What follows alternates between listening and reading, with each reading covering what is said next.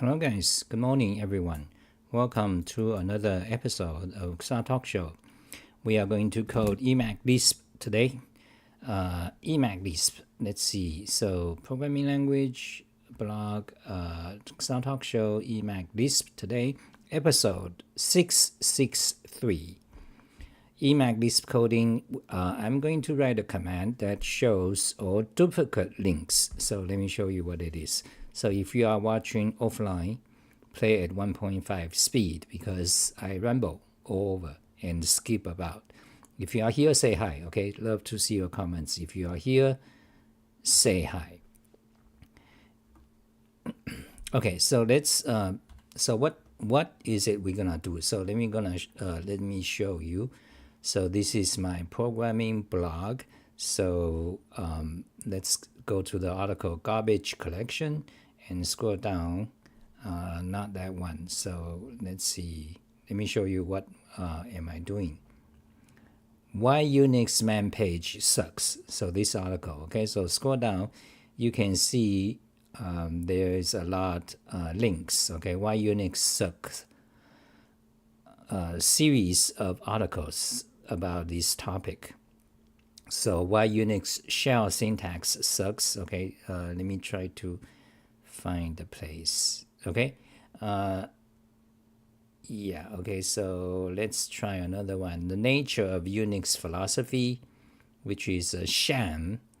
Okay, let's try this article. Okay, so let's go to talk show, go to today's talk show, and paste the link here, showing browser. Okay, remove the link live stream. Okay, so this is gonna be Emacs Lisp coding. If you don't know already, Emacs is the powerful editor. I'm using the most powerful, more powerful than VS Code or whatever, the most powerful, editor. And I'm using XR HTML mod. I'm using XR flag keys, which is the most efficient key binding for Emacs, more efficient than VI or Vim. And you can watch a video about it.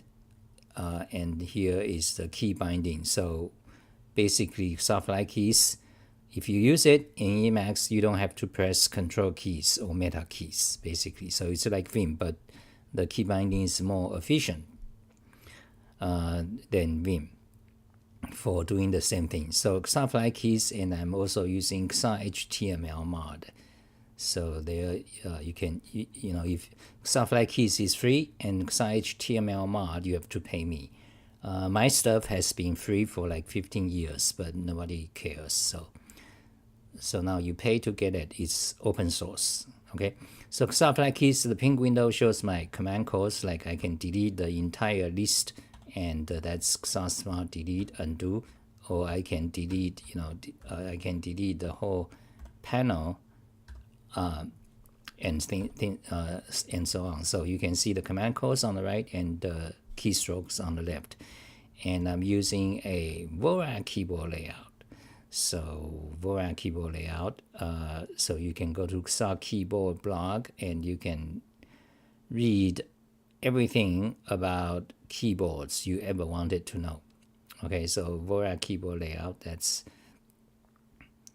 efficient keyboard layout. Okay, so copy that. So showing browser. So close that. Showing browser. Okay, let's put the links here so people can see what we talked about. Okay, that's an introduction. Now let's code today's problem. So you go to this page, you can see there are several links there. There's a see also, like related essays related to this page, the nature of Unix philosophy. And then you also have a topic box. So all the articles in this links in this box are all related to why Unix sucks. So I have like 6,000, like 10,000 HTML pages written in the past 10 years manually, like what I'm doing right now. So sometimes the articles move about. So for example, today I just created, this topic box is new. So, but you see, but some of the links are repeated. so for example, this article, do Unix tools do one thing well? That was the premise of the Unix philosophy. They say the Unix each, shell tools do one thing well. That's a good quality. That's why Unix is so great. But that is actually total bullshit, because Unix tools, they don't do one thing well, okay? So the article gives details. Do Unix tool do one thing well? You can read about the examples. So you can see there's an article related, but that article, do Unix tools do one thing well, is repeated also here. I just added this topic box, so there's some repetitions. So let's open this page. Open it, showing browser. Okay, so let's go down. Then you can see here is the bunch of related essays link. So you got that one, then you got, this is the topic box. But if you go to the does Unix do one thing well, let's highlight it yellow. So you can see yellow, they are repeated.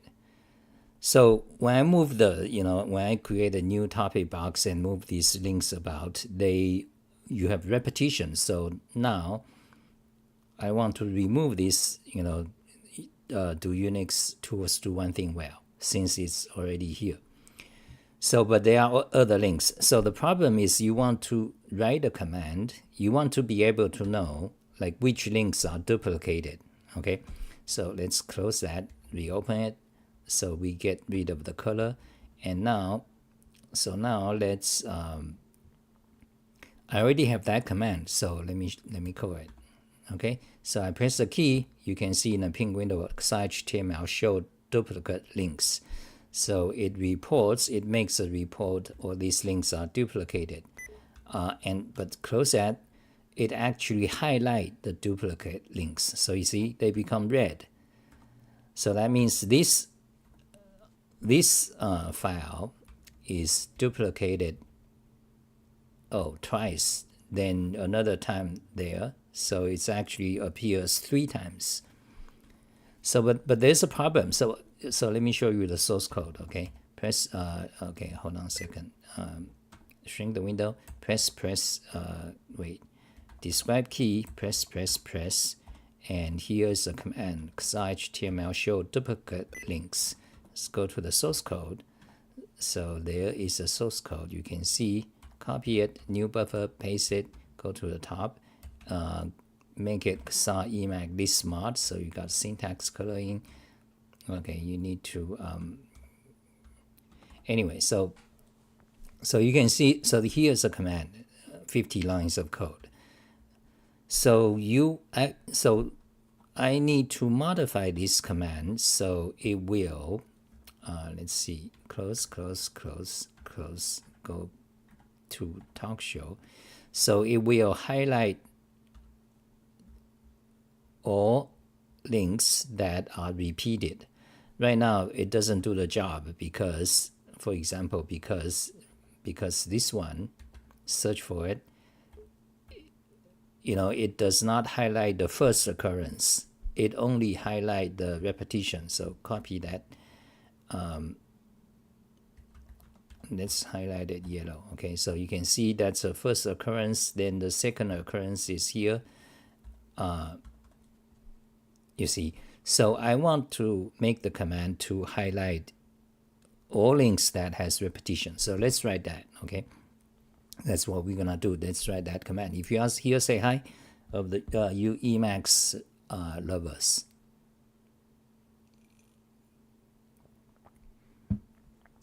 Shall we do it from scratch, or shall we just modify? I think let's do it from scratch. Okay, so but let me explain why this is tricky. I mean, this is not simple as it seems, okay? Because when you have a link, let's see, where's the nature of Unix philosophy. When you have a link, you see some of the link, I mean, it's not simply just checking the duplication of the value of href, because it depends on where the file located. If the file is located in a different directory, then the path will contain, dot dot slash, things like that. So you cannot simply just check a repetition of the value of href. So instead, what you have to do is that you go, search from the beginning of the file for each href occurrence. You want to take the value, then generate the full file path for this file. Okay, so for example, open that, copy the file path, close it, and let's paste it here. So here, that's the full file path, absolute path for this. So you do this for all href values. Then you can see which one they actually repeat. You cannot just go by the file name, because then different directory may have the same file name, but they actually are different articles. Okay. So let's write that command. Shall we do from scratch? So this is the current command. Let's look over it. Comments. Okay, Huang, is it bad for a woman to marry someone younger? No. My parents keep saying that my girlfriend is too old. That's that's your personal problem. There's no absolute answer. Okay.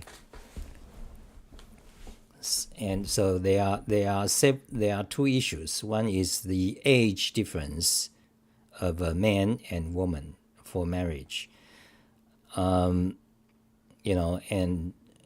that's one issue. The other issue is your parents' opinion versus your opinion on marriage. Okay, so these are two kind of complex social issues, and there's no right answer to that.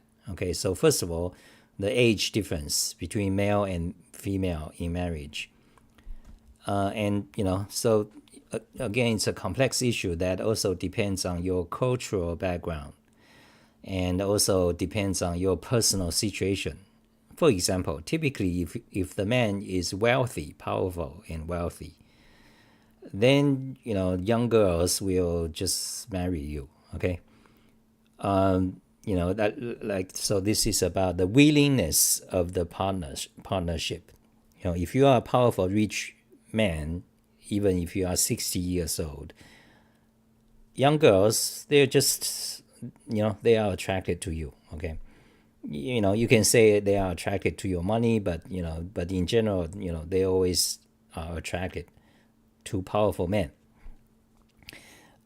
So then there's cultural norms. So depending on the era, depending on the location, which country, if you are in Western European tradition, and there's also differences. Or if you are in Russia, if you are in China, Japan, or South Asia, or if you are in Islamic countries, the cultural preferences is different. Okay, so for example, in America right now, and also it depends on time. Right now, at this decade in USA, America, for example, the cultural situation is that if you are too old, if the age gap is too large, then they don't, the US Americans culture, they think it's a problem. It's like, oh no, you cannot do that. Okay, that's the current US American, European American cultural norm, but not Asia, and I don't suppose not in other countries. Anyway, so there's personal situation, personal preference, there's cultural issues, and then there is, am I digressing too much? We're supposed to do emacs lisp, okay? We'll get back. So, yeah. So we were talking about marriage between older man and younger woman. Okay. Now, what about if the woman is older, the guy is young? Let's say the guy is your age, let's say 20 something, and the women, let's say 30 or even 40. Now, typically, that doesn't usually happen because for women, for thousands, millions of years, they need to be young in order to have children.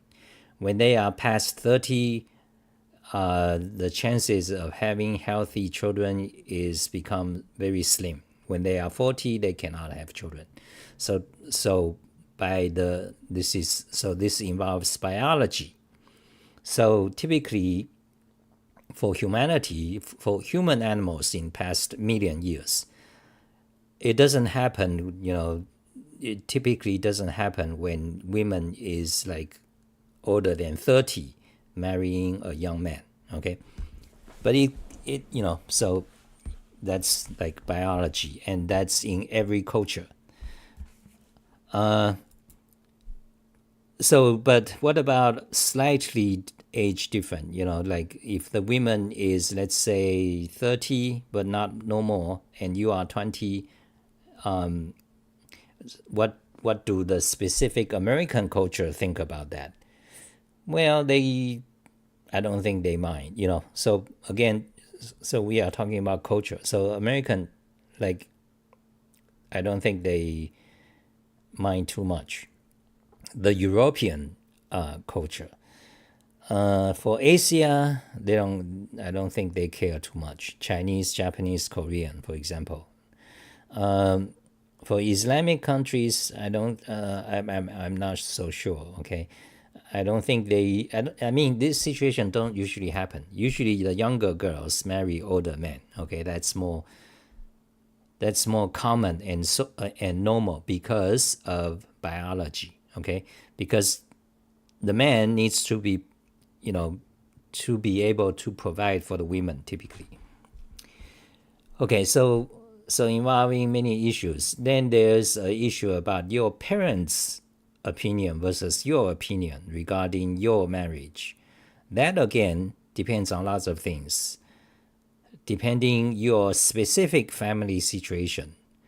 For example, how well you get along with your parents, how they, do you usually listen to your parents? That's one thing. The other thing is, for example, if you are not very close with your parents, then obviously your parents' opinion on this usually doesn't matter much. So depending on your bond with your parents, and that is different for each family. If you usually have a good family, then you care for each other. Then typically when your parents give you some advice, they really care about that. You shouldn't marry this girl because she's like a bit too old. Then you might listen because you always listen to your parents because you have you kept on good communication and so on.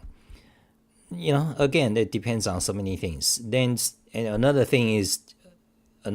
issue is like, how much do you really care about this girl? How long do you know her? And things like that. So it's there's no absolute answer. So let's get back to Emacs Lisp coding. Okay. Thank you for the digression. Okay, so so let's get back to Emacs Lisp coding. So we already have this command that show duplicate links, and the question is, do we want to write it from scratch, or do we just modify this?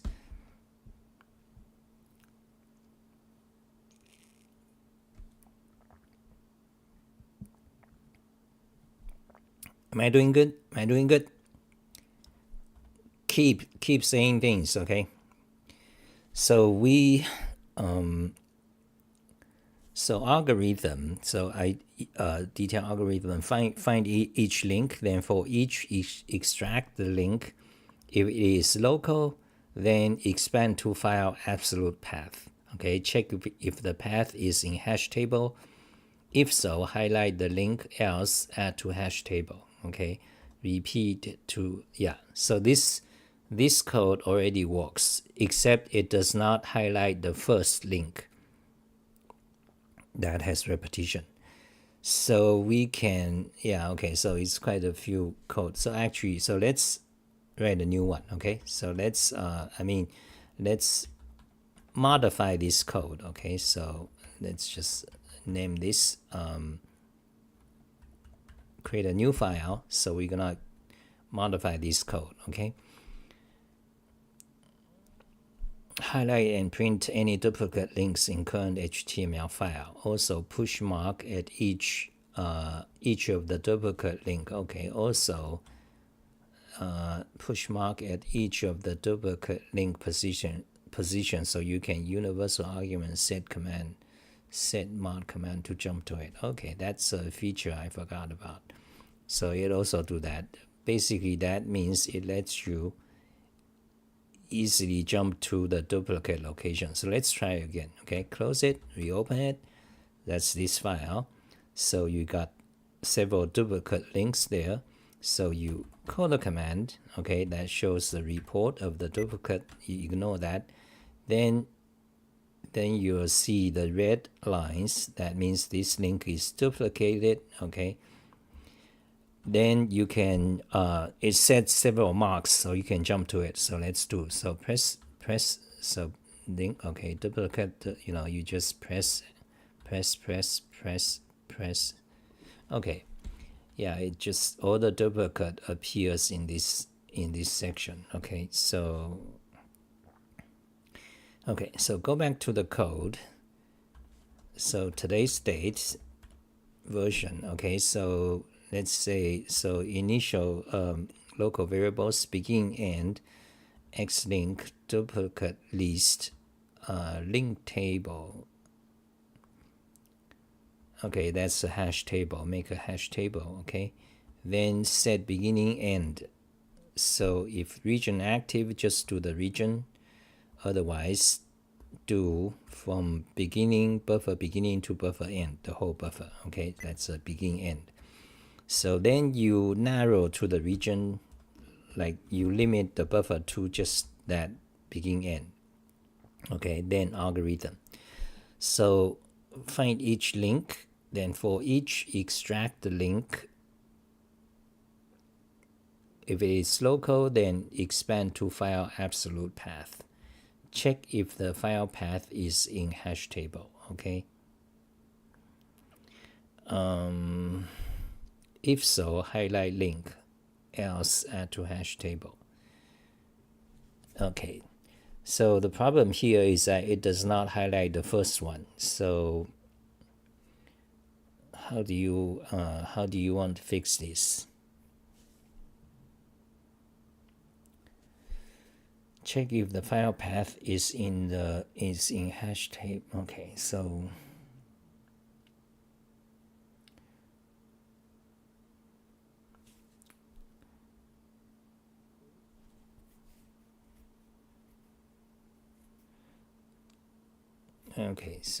well, let's look at the code first, okay?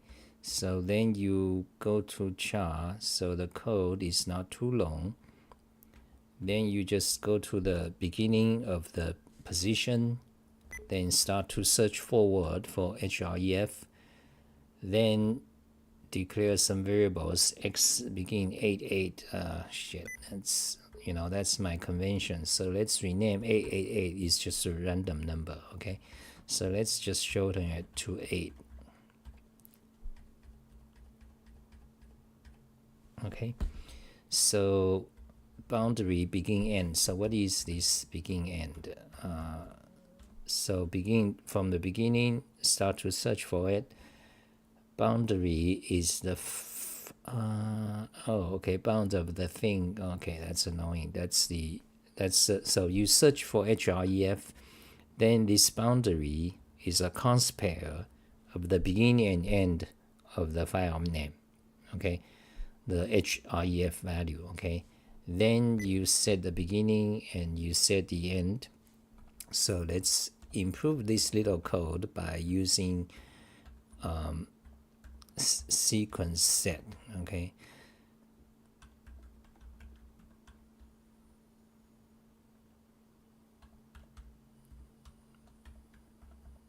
list car cutter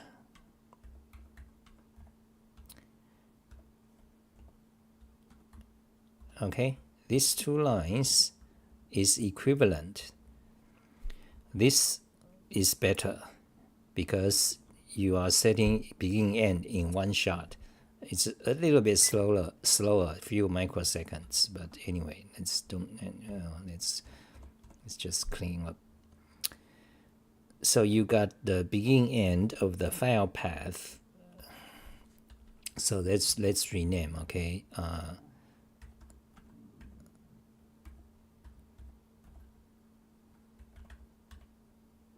Okay. So that's X file path begin. Okay, let's rename it. And X end 8 is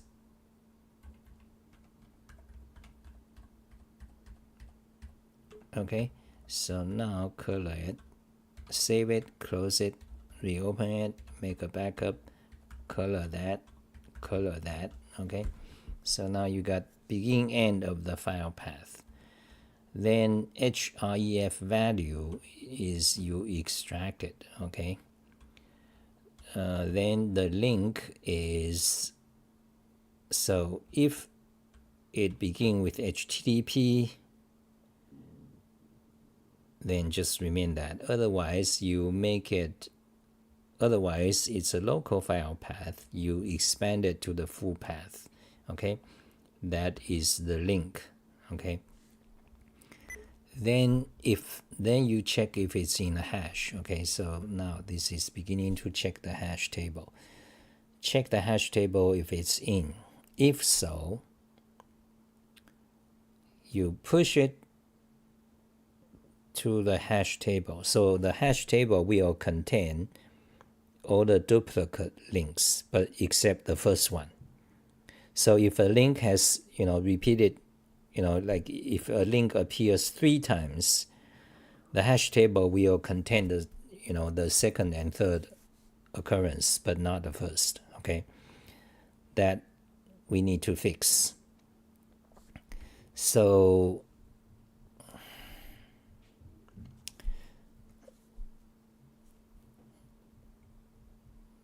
okay, so then overlaid, what this does is this overlay means highlighted. Okay, for example, let's see,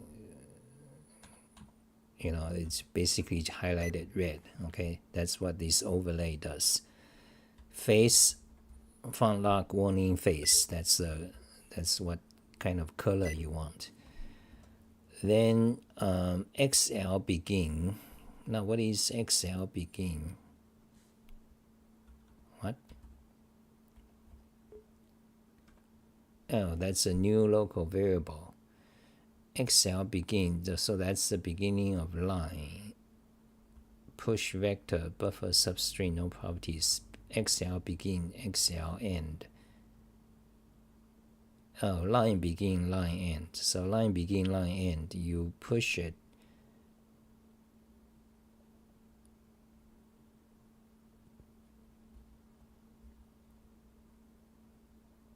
Line beginning position, line end position, you push it to the duplicate list. Okay, so this is for printing out the final result, the line.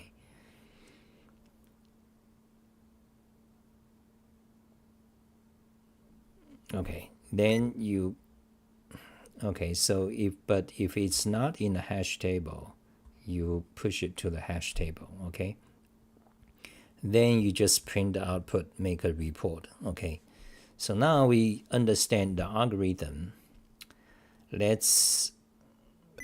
So now we understand the algorithm. The important part is the adding to the hash table. Okay, so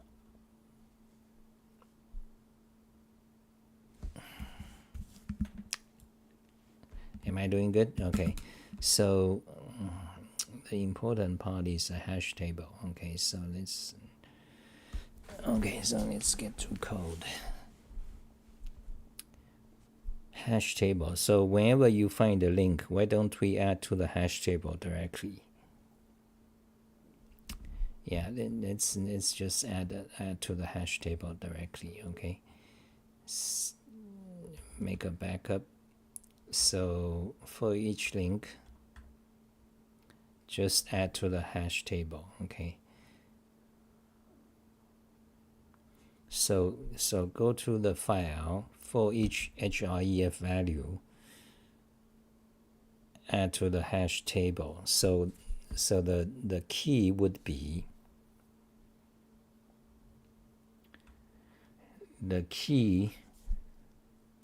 should the key be the href value raw, or should it be like expanded absolute file path? Okay, I'm a bit unfocused. Yeah, let me just code this myself. I don't think you guys actually care. Okay, so let me just code it. So the hash table. So what the question now is, what should the key of the hash table be? They can be one. First choice is the raw value of the raw value of the href. Okay, that's one way. No, that would not be good. The other solution is, the other choice is that the hash table key should be the expanded version of the file path. That would be better, because that is how you find duplicate. You need to rely on hash table to be able to remove duplicate, because hash table can determine if a key already exists. Okay, so you build a hash table, the key should be the expanded version of that. And what about the value? The value would be, what should be the value be? The value would be the beginning position of the file path and the end position of the file path. That's one thing. A list. Okay, so the value would be a list.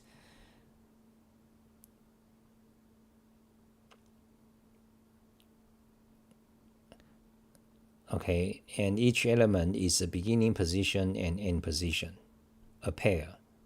Let's say vector. Okay. Then when you want to find the duplicate, you just go through the hash table, find any key's value that has length more than 1. Okay. Yeah, let's do that.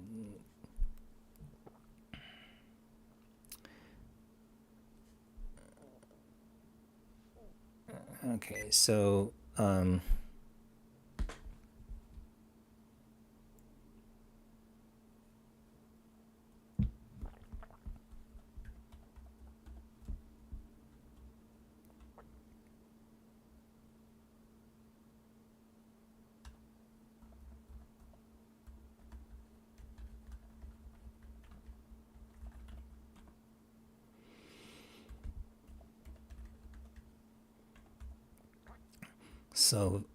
add to hash table. If already exists, add to the value of that key. Okay, this is the key for hash table. Okay, add that to hash table. If key already exists, add to the value of the key. The value of hash table is a list of vectors begin position and end. Okay, position begin, position end.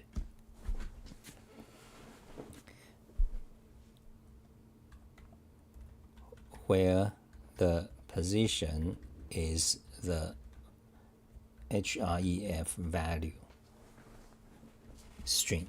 Okay.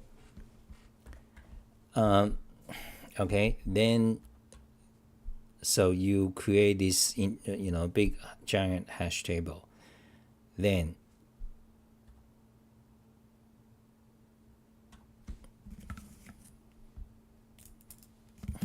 okay, you build this hash table first.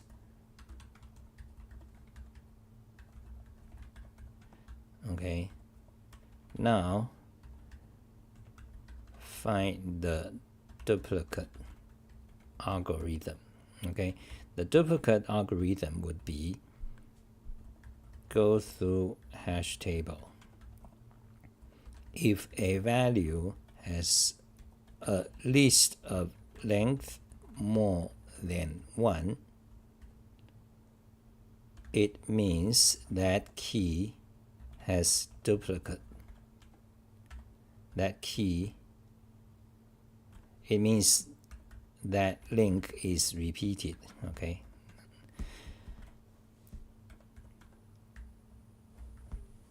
Okay, then for each of those, highlight them by the begin end positions in the value. Okay, then that's it. Okay, so then yeah. Okay, so this way we build the entire hash table first. Then we go through the hash table to find which one is repeated. Then we do highlight. So this algorithm is slightly different from our original, which is as soon as you find the duplicate, then you highlight. Okay, so let's do it. Remove that. Let's rework this code.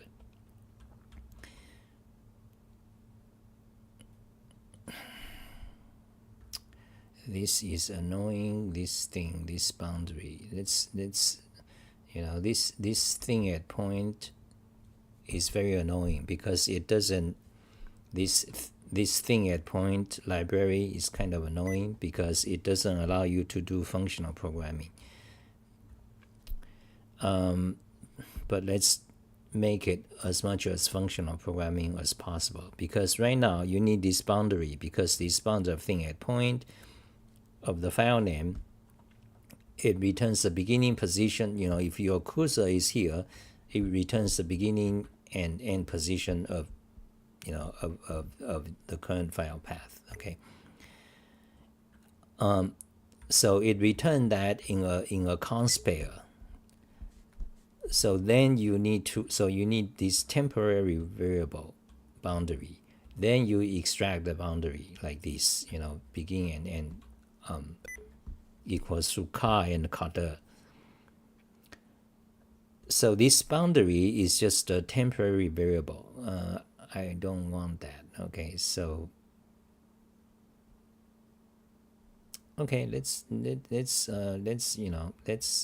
remove it. Okay, so where is it used? 1, 2, 3, 4, just these 4 places. Okay, let's remove them. Let's refactor our code, remove that, and let a local variable here, and here will be x boundary.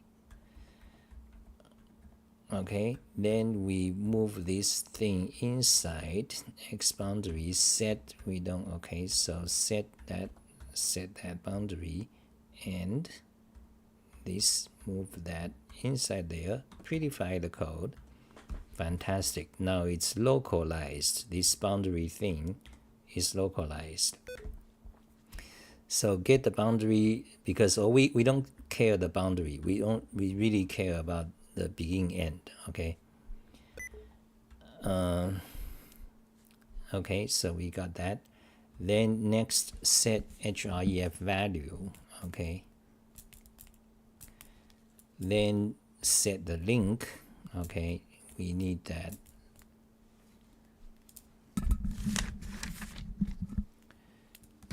Set the link. So what you guys saying? Hello, Mr. Xa, you should do travel vlogs. No, because I don't travel. I don't have money. Hamza, Clown says you use Evo mod, or how do you navigate that fast? I guess you are new. I talked about this all the time. I'm using Xafly keys. So if you check out my today's talk from the beginning, you can see introduction. There's a video about it. It's more efficient than Vim. Okay, Xafly keys. I've been demonstrating it in the past 3 years. So you probably new here. So anyway, and besides Xafly keys, so for example, Xafly keys, here's a source code, 4,000 lines, and it's on GitHub. You can grab it. Just search for Xafly keys, GitHub, you'll find it. Okay, the GitHub link is here, and there's a video tutorial, and there's a full explanation, install. I'm also using Xa emacs lisp mod. So describe key, press. So Xa emacs lisp mod, because I've been coding in Emacs for like 20 years. So I use, basically everything I do is my own code. Like I basically don't use any other people's package. Okay. So anyway, let's get back to this. Okay, so we are going through the hash table algorithm. So you get a link. Okay, so you get a link. Then, okay, the link is the absolute file name of the local file path. Then check if it's in the hash table. In fact, we don't have to check. Always add to the hash table. Okay.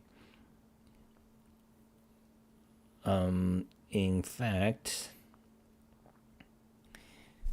you see, if you always add to the hash table, you see,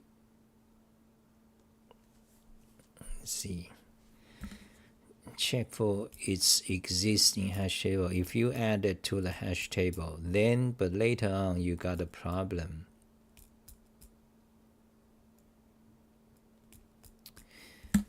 Wait, so check if it's in a hash table. If it is in a hash table,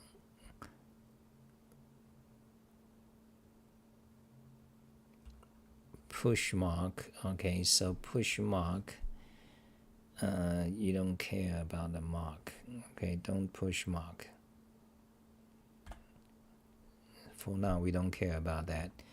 And overlay, that's making it highlight. Overlay is a mechanism to highlight some part of the text temporarily. So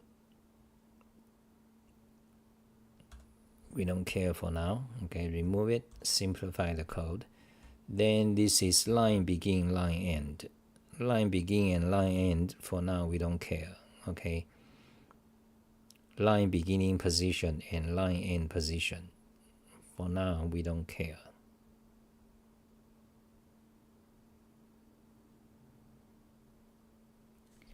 Okay, let's remove it. Okay, so this is a local variable. Let's see, let's highlight it.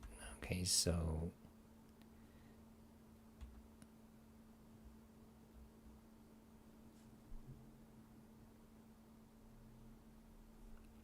if the hash key exists, wait, so if it exists, yeah, so you need to do something.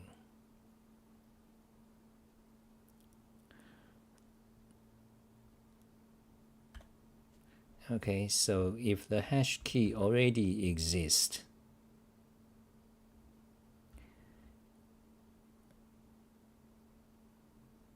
you push it to the hash table. Okay, put the link in the hash table. Okay, then the value would be the beginning and end position. Yeah, that's the difference. So the value would be file path begin and file path end. Okay, so it will be a vector, because vector is a fixed size A vector in Emacs Lisp is a fixed size array, much like Python's tuple. Okay, so vector beginning and position actually. So if it already exists, you want to. Yeah. Okay. So wait. Okay. So let's make a local variable. X exist. Wait, so hold on a second. So okay, so X exist. Let's make it. That's the value of the get hash. Okay. Let's just result. Okay, get hash result. So set that result. If the result is true, that means this already exists in the hash table. Then, okay, then something. If it doesn't exist, you push it. And this should be a list of pairs. Yeah, a list of beginning end positions, and here's the first one. Okay. Now, but if it doesn't exist, if it already exists, you want to push it. Okay, you want to push that link to an existing item.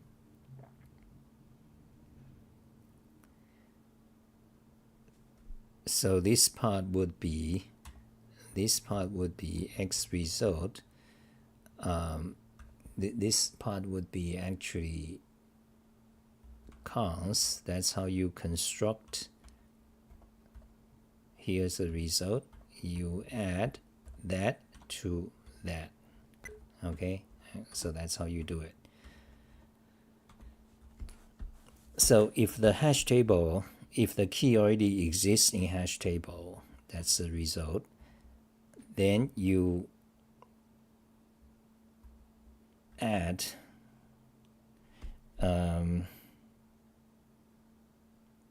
you add the same key. The link already exists. You add it, but the value would be the previous value plus the new vector, the beginning end position. Okay, that's correct. I think that's correct. So far so good. Yes. Then the output. So now here is the make a report part. Make a report part. And we have duplicate list. Did we remove it? Yes, we did. Okay. So make a report. For now, we don't care. Okay. So delete duplicate. Okay. So make report. Let's say we don't care. Okay. But anyway, now we got a hash table. Now we can print the hash table. Let's just say print the hash table. And the hash table, what? Xlinks table, okay? Xlinks table. And just result is something like that, okay?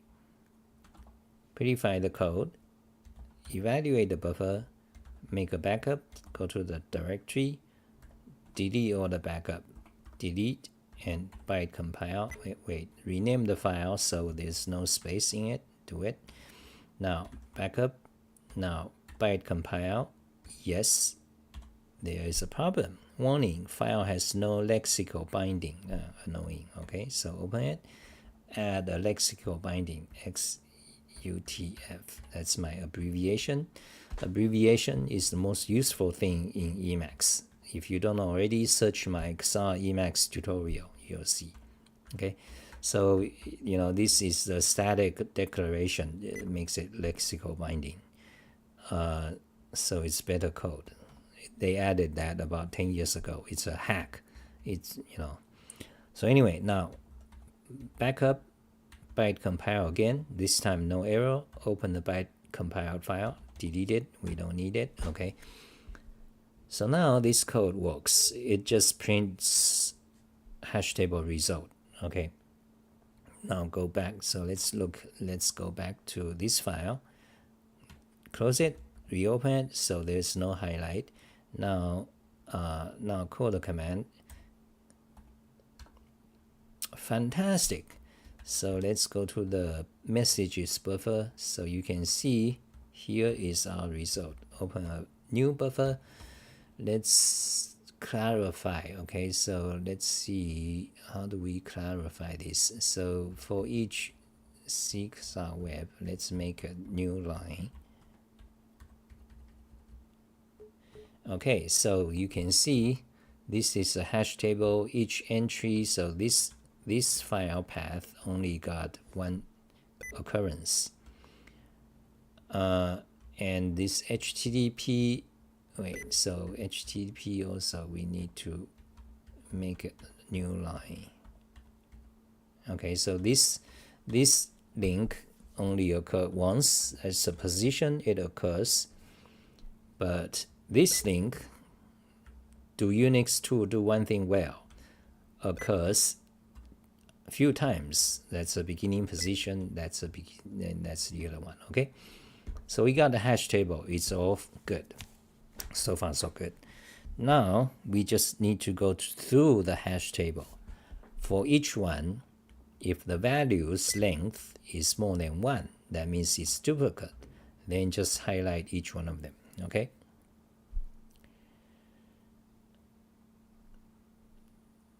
Good. Okay. Close it.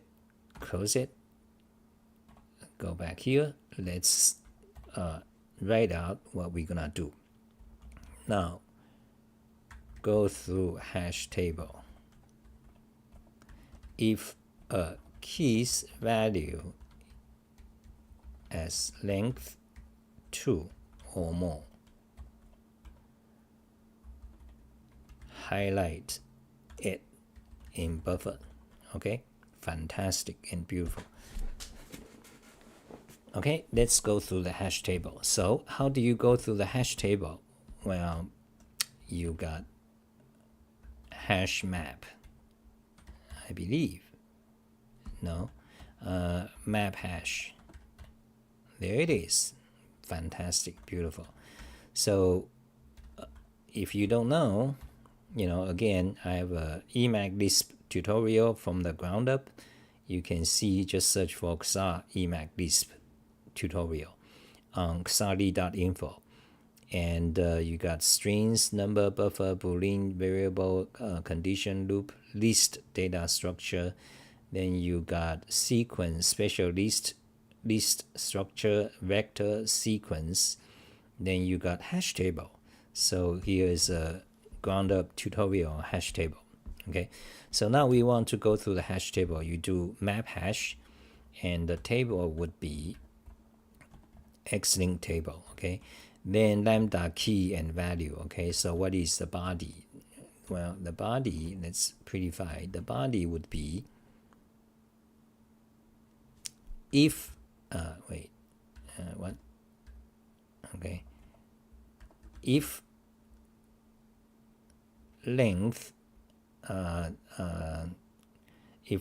of the value is greater than 1. Okay, if, let's just say, equal xv length of the value is just 1, then do nothing. Then just do nothing. Okay, otherwise that means it's duplicate. Otherwise, let's create a local variable. Okay, so local variable x sorted. Okay, x sorted will be sort xv. Actually, sort in Emacs Lisp is kind of complicated, but there's a new version that fixed it. Okay, so let's go back to Emacs Lisp basics. Let's go to list data structure. Let's click on list. Okay, then you need to sort it. Let's see, where is it? List vector, vector sequence hash table, list iteration, convert. Where do I find sort? Create, get elements, modify list, list iteration, check element exist, sequence join, convert. Fuck, where is it? Sort. Let's go to sequence type. Okay, sequence type. Then for each sum every filter sort reverse there. Okay, so this sort does list and vector, and it's stable. They, by the way, they in the past 3 years or so they fixed it. Before it was not stable. Okay, so return a sorted sequence, original not changed. Yeah, they fixed it. You know, few years ago, 3 years ago, it was destructive. So when you sort a list, the original list variable is like destroyed, and also it's not stable. So they fixed that since Emacs 30. Oh, they just fixed it this year. Yeah, so yeah, 2025. Yeah, fantastic. So yeah, so can we use sort? Yes, sort. Then by default, okay. Sort, and they added these key arguments, function to function. Okay,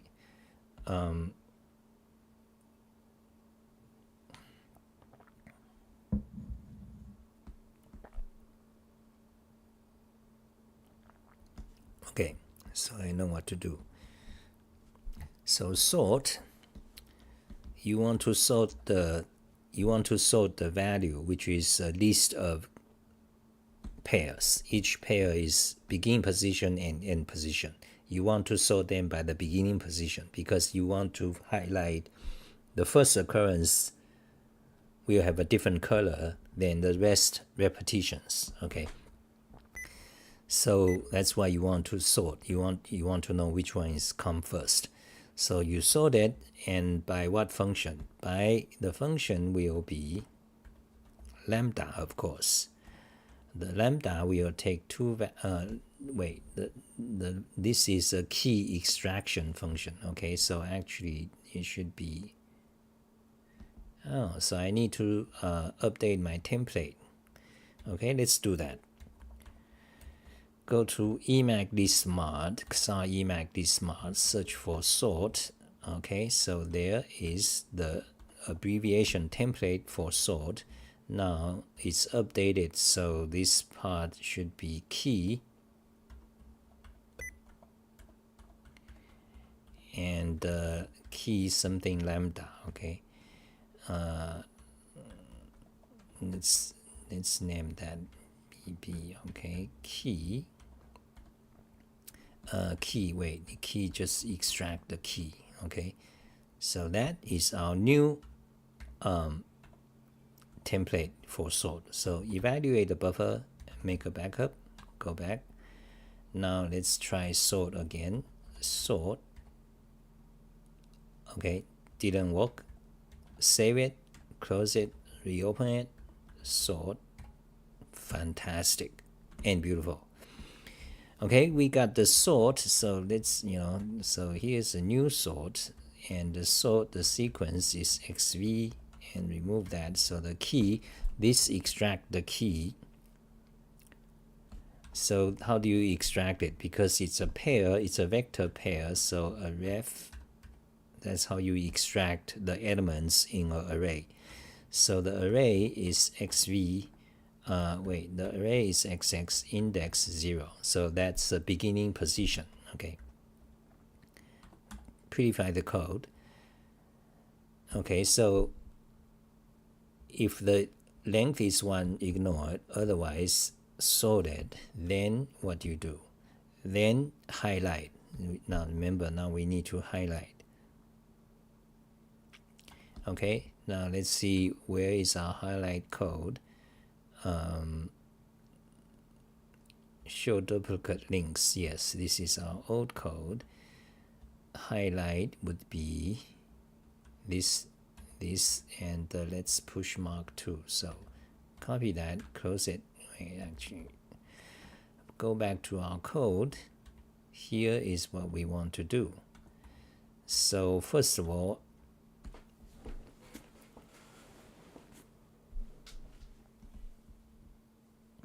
so this is highlight. Okay, so wait.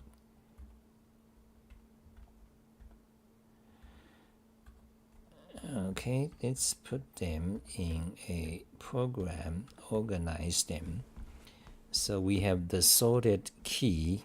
So this is a list, and each element is a vector of two things, beginning and end position. Okay, so you want to go through this list. Okay, so that would be map C. Go through this list. So for each, so go through the list. Okay, and the sequence is exported. Okay, what to do with it? Well, for each element,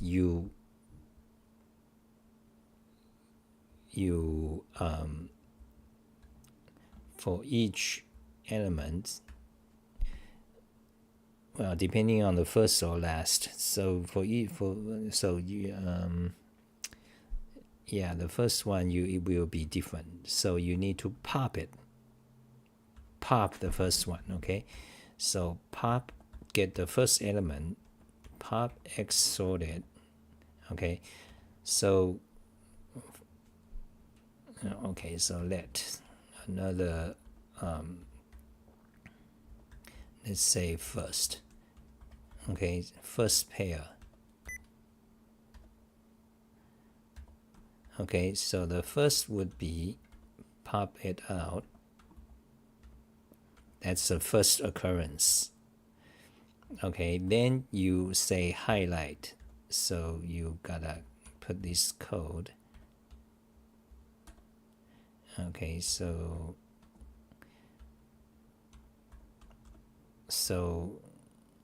push mark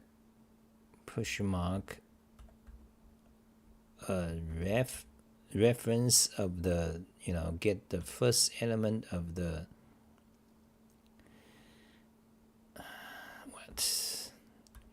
index, the first element of an array, and the array is the first. Okay, so you mark the beginning position of the link. Okay, that's one thing.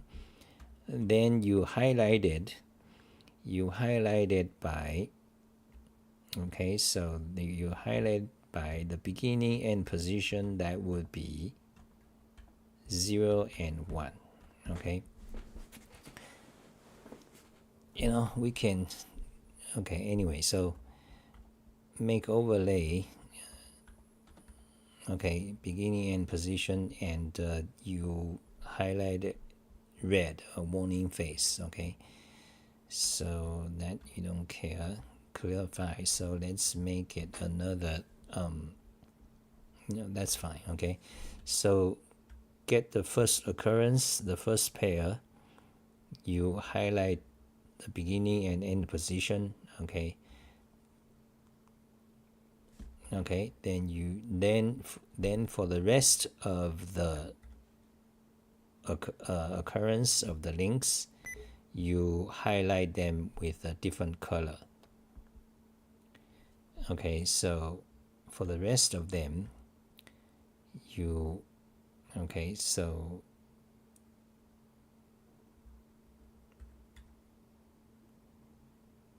you also need to push mark. Okay, so let's copy this. So for the rest of them, you do that.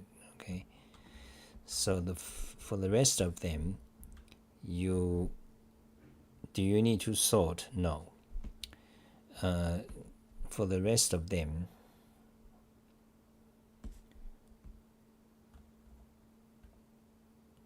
push mark for the rest of them, you map to the sorted push mark the first and overlay. That's right. So the first color, let's use the highlight color. So let's display font lock. Let's say font lock font face.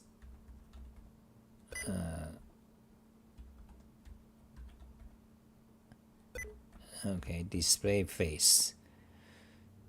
Where is it?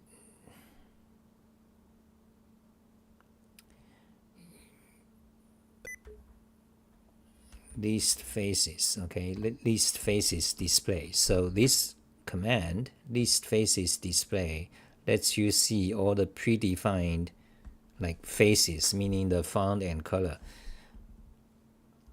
So we want yellow. We kind of want so let's use something. Okay, diff. I don't want to use the package in diff. Okay, so we want high yellow. Okay, let's just use that high yellow. So high yellow means the first occurrence. Then the rest occurrence would be, let's see, high yellow and high salmon. Okay, wait, high yellow and high pink. Wait, high yellow and high green. So many choices. Okay, that's high yellow and high green. Okay, high yellow and high green. Okay, close that. So this would be, the first one is high yellow, then the second one is high green. Now, is this a variable or just a symbol? Let's check. Describe variable and type it. No, okay, so it's not a variable, it's a symbol, so you need to have a quote there. Okay, so I think actually we are done. Okay, so double check. So now go through hash table. If a key's value has length 2 or more, highlight it in buffer and also mark it. So map hash, we go through the link hash table of links. Okay, and what you do is so this is lambda function. Let's, this annoying indentation. I wanted to make the indentation just one space, but in Emacs it's hard, it's not so trivial. And also it went against the Emacs Lisp code format convention. So anyway, so map hash, the lambda function do this. So if the value is just 1, ignore it. So this is nil. Otherwise,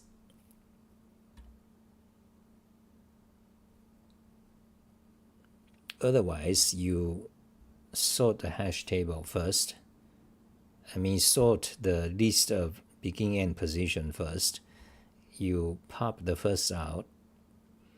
Then you push mark the beginning position in buffer. Then you let's ignore push mark. Okay, it's not just okay. And also this overlay, let's make it simpler. Okay, let's make it simpler, and you don't need this let.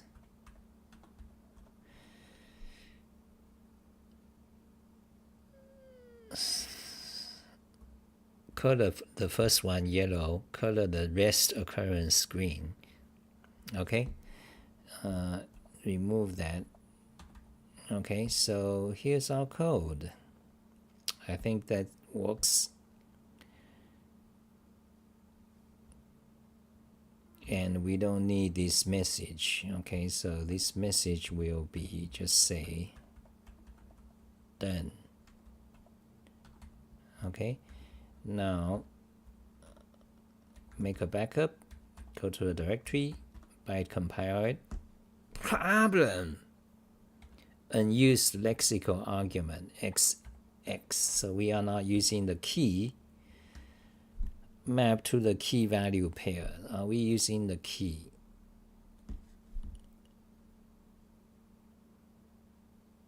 Well, the key, well, right now we are not. So let's use underscore because that's a convention. If you don't use the variable, you know, name the variable underscore. That's just a convention. So, okay, unused lexical variable, we fix that. Unused lexical variable X, where does that X? Oh, X, oh.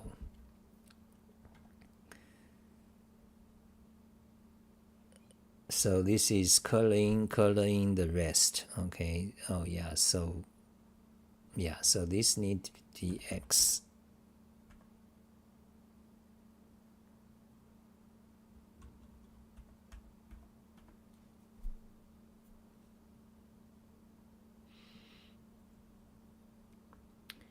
Okay.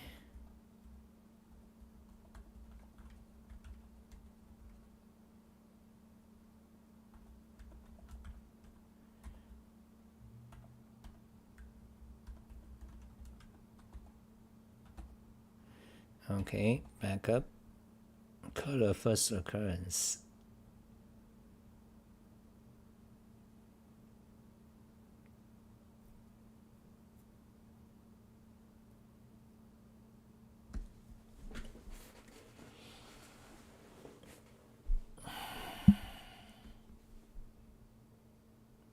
Yep. Byte compile it. Now, no error. Fantastic. Delete the byte compile file. Fantastic. Evaluate it. Now go back. Now let's test it. Showing browser. You can see many duplicate links there. Okay, now let's call the command. Press. Oh, beautiful. Fantastic. This is the power of one-shot coding. So the yellow lines means they are repeated, but each yellow is first occurrence. The green ones also means they are repeated, but they are like the second or third or fourth, you know, the rest of occurrence. So, showing browser. So you see, now I can properly, you know, now I know which link to remove because this topic box, you see this repetition in the topic box, that's more important. You know, this is all related topics about this Unix sucks topics. While the C also, you know, this C also is like related links. They are secondary importance. So if a link is repeated in the C also and in the Unix, you know, and in the topic box ones remain. Okay, so that means, for example, Unix, for example, this link, let's see where it occurs. So it occurs here, you know, it occurs twice. So the Unix Unix file system case sensitivity, extreme idiocy, you know, the Unix crimes. Anyway, so this means this one must go. So anyway, now what I can do is that I can show you, okay? So if it's yellow, delete it. So it's all yellow here, delete, you know, I don't need the whole, like I can just do that. Okay, then go up here, it's all yellow. That means it's all repeated here. So in fact, I can just delete the entire related box. Okay, showing browser. Now go down. Fantastic. So now actually, so this beautiful. We did what we wanted. So now, I mean, you know, my job is done for today for this talk show. But you know, for me, I need to go through each one of these and do the same thing. Of course, then I can write a new emacs command to automate. So you see on this page, Unix pipe as functional programming language.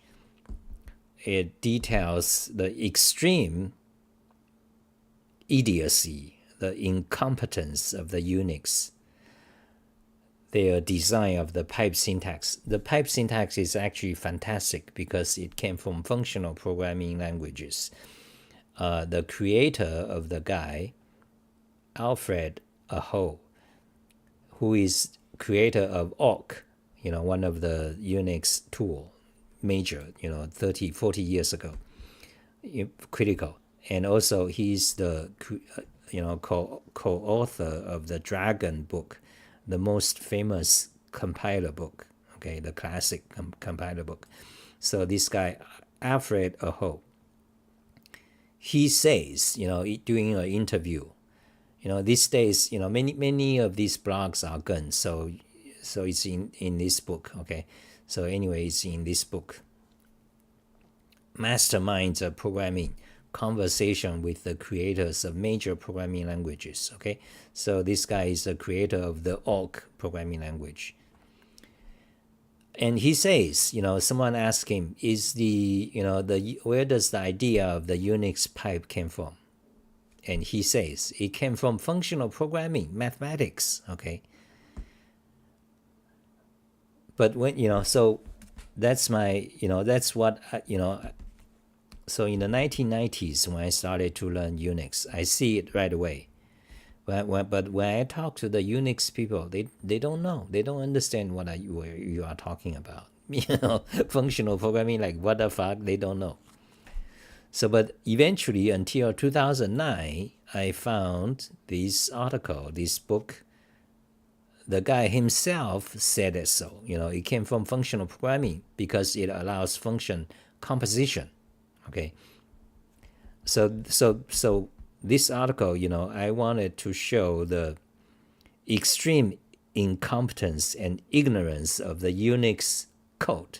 Today, it's known as Linux. Okay. This whole code filled with lies, and they don't know. They just say, "Oh, we don't know," but but they don't know not a thing. Anyway, that's a history. That's the origin. That's how the Unix pipe idea came from. Okay, from functional programming, function composition. Okay, from the creator, Alfred Aho, who said it. And now, but then I discuss how the Unix fucked it up entirely. Okay, here's some detail. Like the Unix pipe, fucked it up entirely. Unix is the most incompetent, no design, and filled with lies. Okay, they call it Unix philosophy and all that. Anyway, so that's so this is my series of articles on the Unix crime. as a joke, crime, but more realistically is my documentation of the damage that the Unix operating system, Unix and C, has done to computing industry. Okay. So in this page, for example, let's copy the file path, open it here, Unix pipe as functional language. Now go to the bottom. Go to the bottom, you can see there's a bunch of links. So here is a topics link, and here is related links, topics link. Okay, now let's call the command. Let's see which one is repeated. Press. Fantastic.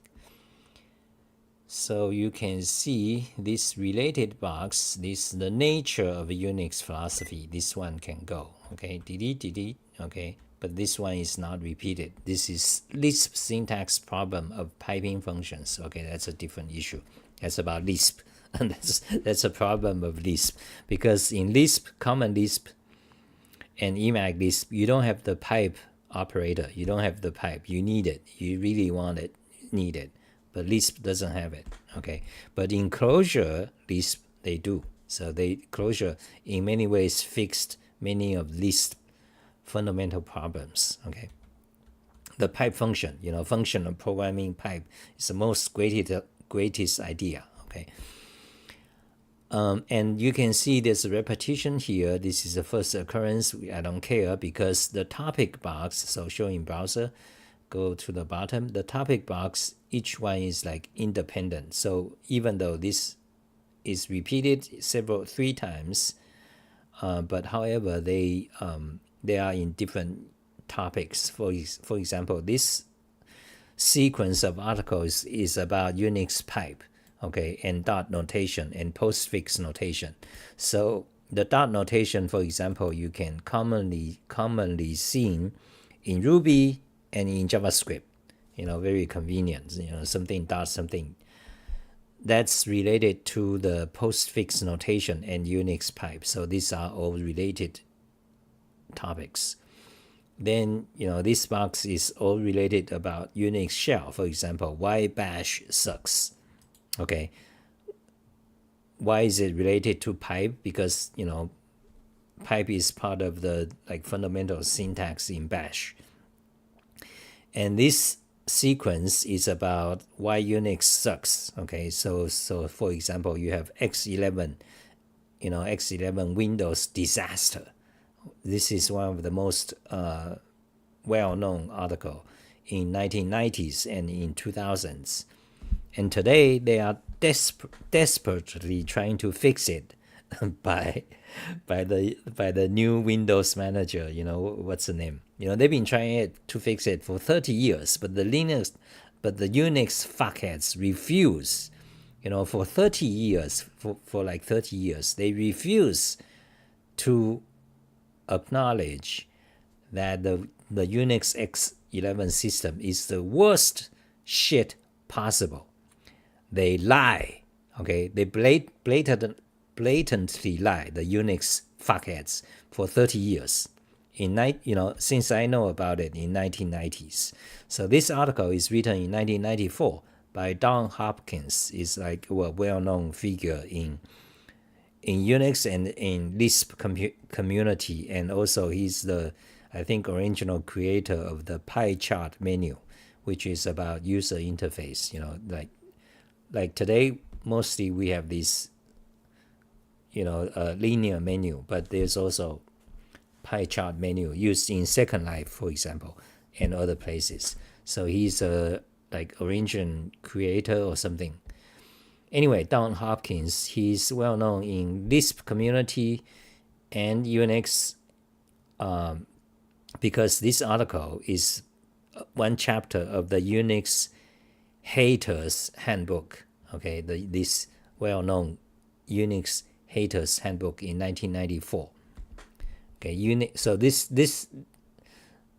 is the beginning documentation of the extreme lies and incompetence of Unix. Okay, like extreme. Then X11 is part of it. And Don Hopkins is well known in Lisp community. He's also a programmer in Wolfram language. Okay, he ported the SimCities game to Unix. Okay, so anyway, so anyway, that's it for today. Okay, so if you like, so by the way, this photo is from Huang. Thank you, Huang. Where's Huang? Where is my window? Okay, so you need to move that there. So yeah, that picture, this photo is from Huang. Thank you, Huang. Okay, so that's it. If you like my stuff, go to my website, okay, xali.info, and go all the way to the bottom. You can see PayPal me, okay, PayPal, Amazon gift card me, PayPal me, $100. Thank you. And if you well, just pay me, okay? So, but also you can post my link to your blog, to your Twitter, spread it, okay? That would help. Wayland, yeah, that's the word, So Wayland began about 10 years ago. But even, 30 years ago, people already know this article, X11 disaster, is well known. Every Unix users read it, okay, or seen it, heard of it. in 1990s. But the Unix people, they lie, they lie all the time. It's like, it's not a malicious lie, but it's a lie from the code created nature of Unix, because Unix people, they love it. Oh, Unix philosophy. Oh, we are the most powerful. We are the most powerful operating system. Look, blah, blah, blah. So they lie because, not malicious, intentional lie, but they lie because they have a code. Everyone just see the good point about Unix, so they tell each other Unix, small is powerful. Look at the Unix, shell, command line, pipe. Oh, we are great. So they create, so they lied for 30 years. This is well known, and people have been trying their projects, okay? They try to redo the X11. In fact, there's already a better one called, by Sun Microsystems, Solaris. It's called New Windows or something. I think it's mentioned here. Or if you look at Wikipedia, you'll find it, okay? Anyways, the Unix people lie, because then after 20 years, the project didn't go anywhere, because it's not easy to fix this. Because if you create a new one, nobody's not gonna use it, because there's a huge amount of backward compatibility issue. Because every Unix application in GUI, they rely on this. So if you write a new one, you have to make it kind of backward compatible to emulate the X11 somehow, so that all the existing thousands of graphical applications can work in your new Windows system, right? So you have to do that, and that's not trivial. So there's a lot of problems. There's a lot issues you have to overcome, non-trivial issues, in order to fix this Unix problem. There's technical issue you have to fix. Then there's backward compatibility or emulation issue you have to overcome. Not easy. Then there's a social issue, because if you created a new one like today's, the X-Way line, who's gonna use it? People, there needs to be a strong reason for people gonna switch and kiss your ass, okay? Either you have lots of money. If you are Google, you can do it. Google can write a new if Google can fix this problem overnight, because they are so too powerful. But so you have lots of social issues to overcome. But then there's a power struggle issue, because the Unix standard, just because you created something new, they are not going to adopt whatever you create. You see, there's a social struggle issue. You need to have certain power. You need to get other, people to support you. Like you need to get HP, Solaris, Sun Microsystems, or Oracle, or whatever, or today's Red Hat, or whatever, to support you. Then you possibly can make this change. So it's, this is not easy change. And today we see that in Wayland by the Zoomer generation. And Wayland today is going through lots of troubles, like today's new things, they've got trends, they make dramas, and then, lots of. So anyway, that's it for today.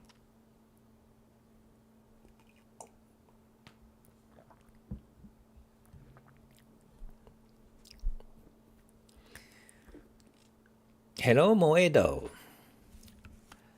Mo from Middle East, expert in machine learning. Okay, Dragon Book is not good. Well, that's so Huang says Dragon Book is not good. It's too much about parsing, which has been researched to death already. No, you are incorrect, because you are a Zoomer. You don't know. Okay, Dragon Book is the classic, the reference for compilers for about 30 years. Okay, 30 years. There's no other. So I would say it's up to date until, they have a newer version. Okay, actually, do I have, I read the Dragon Book like 10 years ago. Is it somewhere here? So Dragon Book. Let's talk about the Dragon Book. Where is my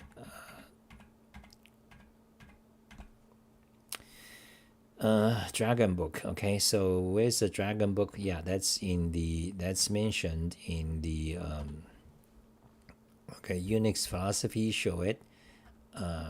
Close it. Show this Unix pipe there. Okay, so Dragon Book, there it is. Open it. Okay, so this is a classic for 30 years. There's no better. Alfred Aho. And there's a new version, okay? The new version's cover design is not good. So here is the first version, here's second version, here is the latest, 2006. I believe that's the latest, okay? And some of the author changed because, it's so old. Like, that's another topic. But, when you have a book, when it became classic, and after 20 years, usually the original author is like very old. They cannot write anymore, 70 years old, or they died, they passed away. But for commercial reasons, typically they remain, they came up with a new edition with new authors, but often they don't mention, sometimes they don't mention the new author. They just say, because people are familiar, with the original authors. They don't want to say, but the original author are too old or passed away, so there's a new edition by new author. They don't want that. People don't want that. So so for marketing purposes, usually they keep the original author name, but actually the book, like the new edition, if they change a lot of things, the original author has nothing to do with it. And sometimes the quality went down too. In a lot of cases, the quality, is just different. So anyway, do they have a new version? No, I don't think so. But anyway, so for 30 years, this is classic. So last edition is 2006. So today,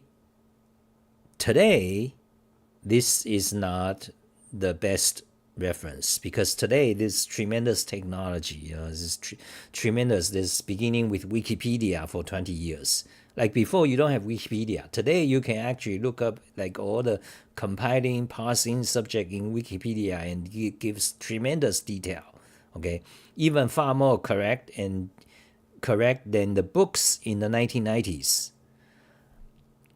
Okay, so then today you have like not just Wikipedia, you have AI. AI just can write a tutorial on compilers on the fly, and it would be 99% correct. Okay. So today this book is not the best. There's another one. I believe Huang suggested before. I was gonna read it. Like there's like on GitHub, writing a compiler, from ground up, creating a new language from the ground up based on, I think, Golang or Rust, I forgot which. But you can easily find it, like just search for compiler book, okay? How to write. Okay, so today, that Dragon book is not the best, but I believe this one. Writing a compiler part 1. So is this the one I'm thinking? Anyway, so today you got tons of resources, okay? And you are saying, Huang is also saying it's not so good. It's too much about parsing. That's totally incorrect. Okay, like you don't know shit. Incorrect. So about parsing. So let's go to the Dragon book. Parsing, there is. The compiler book doesn't cover much about parsing at all, because when I read this book, the one thing I'm most interested is parsing technology, okay?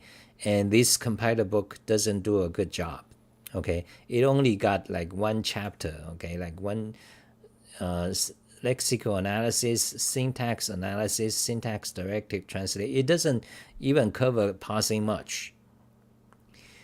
If you want parsing, I can tell you which one is a good book, okay? Parser, okay? let's see, Dragon Book parser, okay, because I worked on parsing for about a year, but I'm not expert, okay, but I can tell you what is the most authoritative parsing from the perspective of computer science, not just practical programming, okay, from the perspective of computer science, this book, Parsing Techniques, A Practical Guide by Dick Grun. He's also very old, like very, very old. I wrote him an email about 10 years ago asking him permission to publish his book on my website in HTML form, but I never did it. Okay, but so this book is the first I think the first edition is free, but the second edition is not. But it's like this book is like long and kind of boring. It's kind of like very verbose. But this is a book for parsing. Okay, I believe still so today. This is a comprehensive reference on parsers. Everything you want to know about parsers, all the possible techniques. Okay, and in terms of computer science, not just in terms of like programmer's perspective. Oh, how do you write a parser in Java or Rust? Okay, so that. Bye, guys. We close down. Okay, we close down in 1 minute. So let's start a new Emacs and go to, I'm just shutting down, okay, so go to this, so what is this, pipe, Unix pipe of functional language, copy that, bye guys. Change font size to 18 because usually when I do live stream I have to change it to on my screen it's huge, but when you watch it on YouTube it's small, so when you do live stream you have to make it like 23.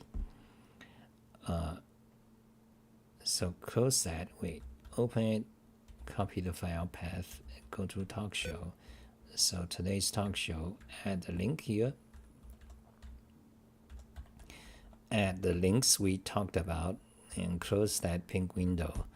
So Unix pipe, close that, show, okay, sort, close that, reopen, delete that, save, close. What is this? Talk show, okay, that's today. What is this? Oh, this is our new function. Oh yeah, we need to put it back. Wait, okay, copy it. So I'm gonna put to the talk show so you guys can see the code. Paste it, colorify it. So here is what the code today, fantastic and beautiful. You guys probably don't need it because this is very specific to my website. So the code is good. Okay, close it. Bye guys.